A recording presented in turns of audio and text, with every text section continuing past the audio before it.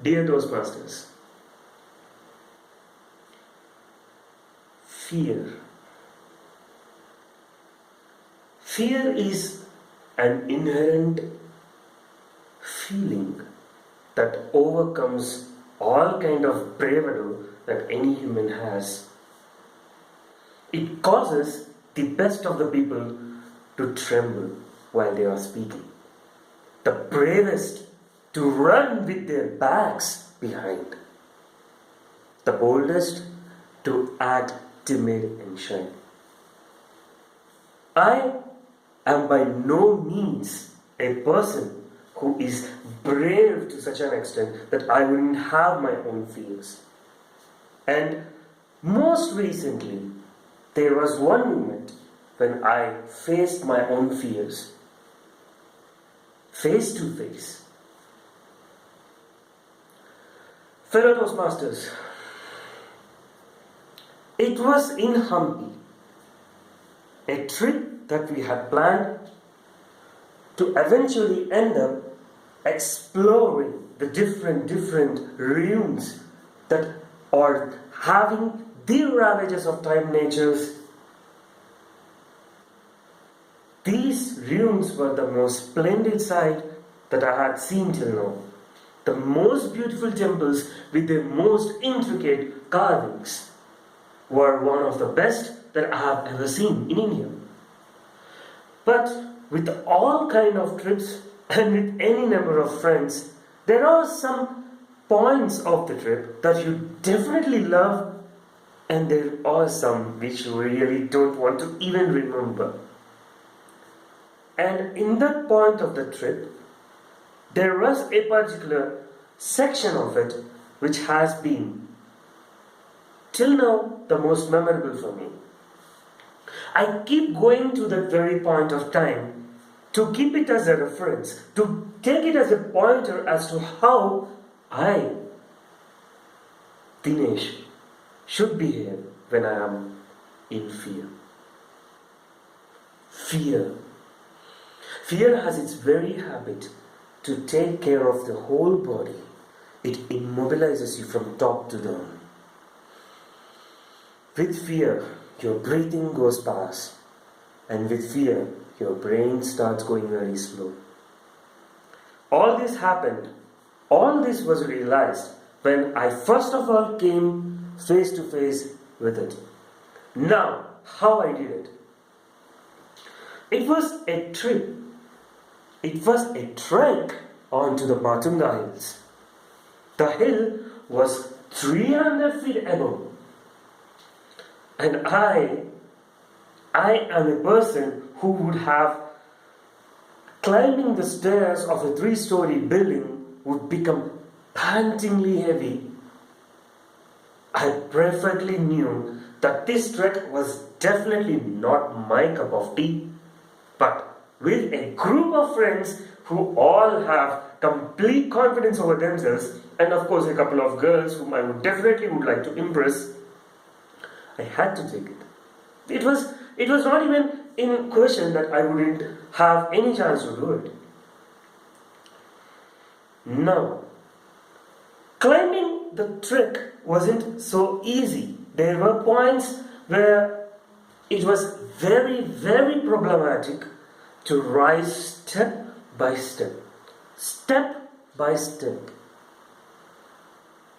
Sauntering heavily, I did reach up to the top. Just 300 meters below, I was seen at the top. And there I saw the most difficult precipice. The edge of the cliff from where anyone could fall off.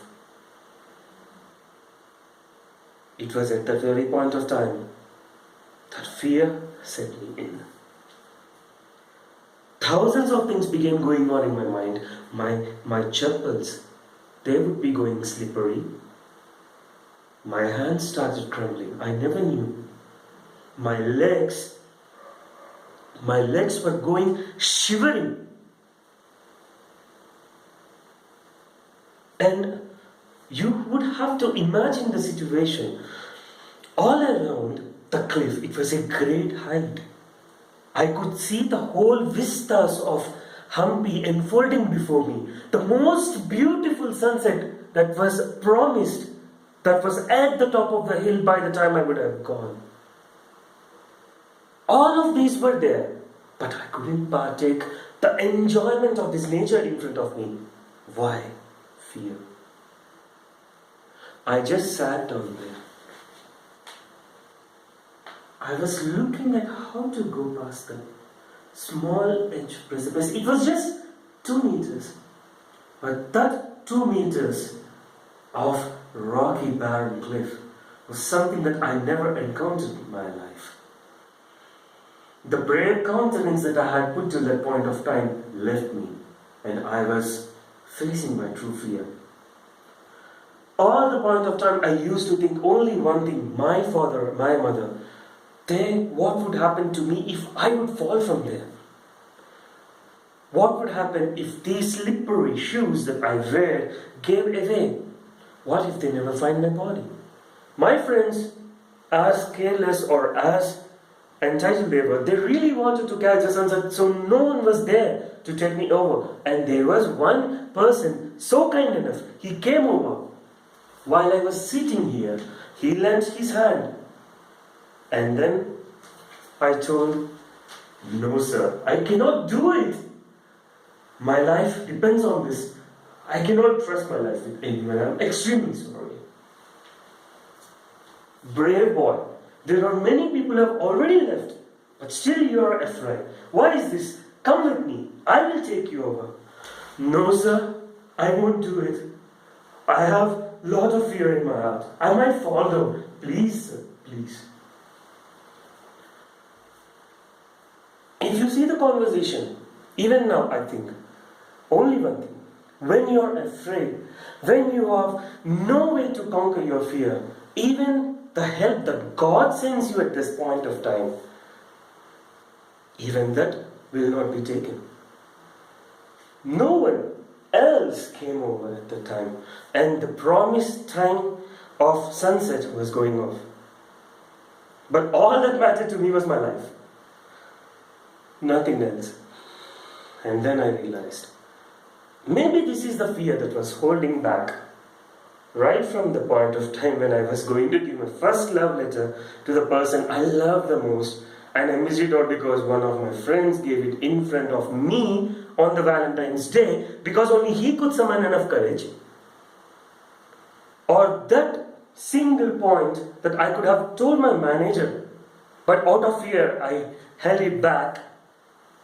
And that actually crashed the whole system, and it lost a lot of revenue for one of the companies I worked with. Or that person who I was afraid of to have offended, but it ended up in such a way that he started abusing me in a relationship, and we were unequal partners. Fear, my friends, gives you only one chance. Your body itself knows what fear is. Like, our mind is reptilian. It knows what fear is. And to conquer it, you have to invoke your inner strength. There is no other way. With great courage in my heart, I stood up once again. My legs were shivering already with exhaustion. And as I went forward, each step I took was like a mile for me.